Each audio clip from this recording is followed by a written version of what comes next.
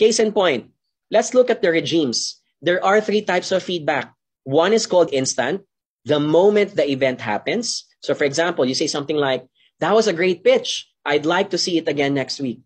Instant feedback is effective when you want the learning to happen immediately. Because when the moment is fresh, the action is still very emotional.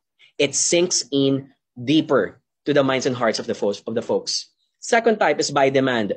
By demand feedback is you don't only give feedback to your people, you let your people ask for feedback. And say something like, hey boss, do you have 30 minutes today? Can I ask you out for coffee? Can I ask you out for a phone call on Viber? I need to share something important.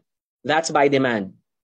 Okay. And finally, number 3, which I think is the most used because it's the only reason for compliance by HR, is what we call as scheduled.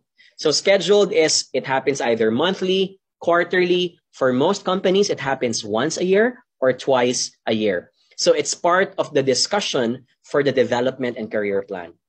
Here's where I am most disappointed. I often notice most companies only do scheduled feedback giving. They don't do by demand. They don't do instant.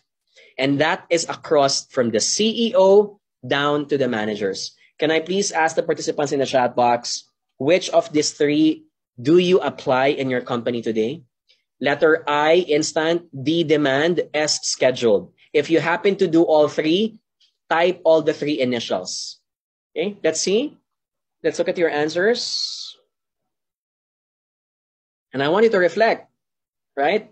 Are you the type? So for me, I'm a biggest fan of instant feedback. You should never wait to give that feedback next week or next month because the emotions have already been lost.